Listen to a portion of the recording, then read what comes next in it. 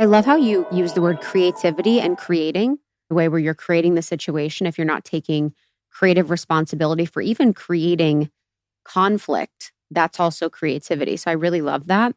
One of the most powerful parts of the book for me was talking about how the potential for closeness is what makes relationships hard, and how sometimes when we get so close to intimacy, that's when things get really hard because we have that opportunity to heal. Can you talk a little bit more about that? Yes. Well, go back to the first year of life. In the first year of life, you have the first 6 months, which is all about nurturing and learning to trust and receiving. The second 6 months of life, though, you begin to crawl around, you begin to explore. It's a whole different world then. And if you think about it, translate that to the rest of your life, we're always in a process of either getting close or getting individual. Getting close, individuating, unifying, individuating. We go back and forth between those two things all of our lives. And the idea in adult relationships is to see them as a process of deepening intimacy and to look at whatever comes up as a barrier to that. And then to talk about that lovingly or lovingly look into it in yourself. But what a lot of people do when those barriers start coming up, they blame it on the other person and they lose the learning potential. That's the reason you can have people go through 3 or 4 different relationships, have the same pattern happen, and the person doesn't learn it. I remember, I call it the greatest one-liner I've ever heard in my entire therapy practice. I saw my first client in 1968 and I saw my latest one yesterday. So I'm still engaged in the process of helping people. I only work with 2 or 3 people a week now, but in those way early days, I had a whole school full of delinquents that I was trying to... You loved them, though. We love our little delinquents. I love them. They were very interesting characters to work sure. with. Yeah. I remember one 14-year-old who saw a police car pulled up in front of a donut shop, saw that the police car's door was open and the 2 policemen were up at the counter. He decided to get in the police car and drive it off, forgetting that he had never driven a car in his life.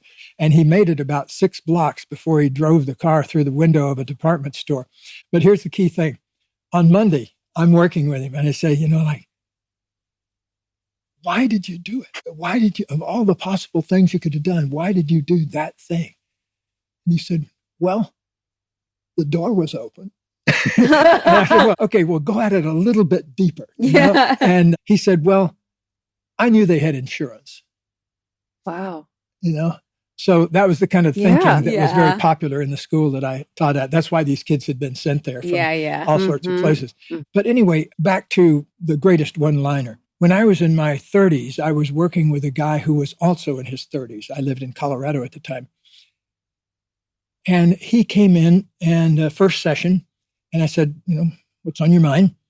And he said, well, I'm 30-something years old. He said, since I was 17 years old, I've been through more than a dozen relationships, and they all lasted about 6 months, and then they all fell apart. Then he said, my favorite line, he said, I'm beginning to wonder if it has something to do with me. Wow. This had happened like 12 or 15 times, So sometimes as human beings, our learning curve is very slow before we say, what does this have to do with me?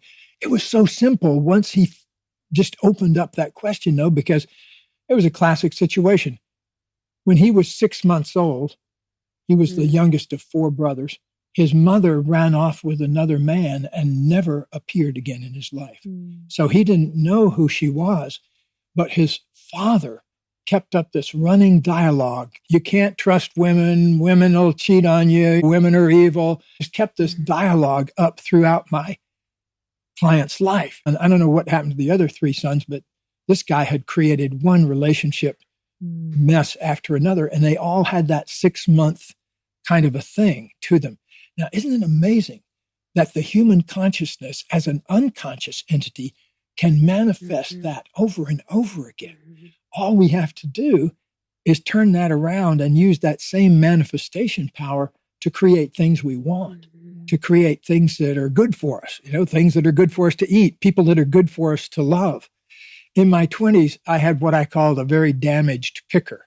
I picked people in relationships that usually had addictions of some sort that I didn't know about, and I grew up in a family where there was a lot of secret addictions. I didn't realize the effect that had on me till later. It seemed to invite into my life one woman after the other that was either a secret drinker or a secret smoker. The one I was with before I had that breakup, before I met Katie, was into Valium.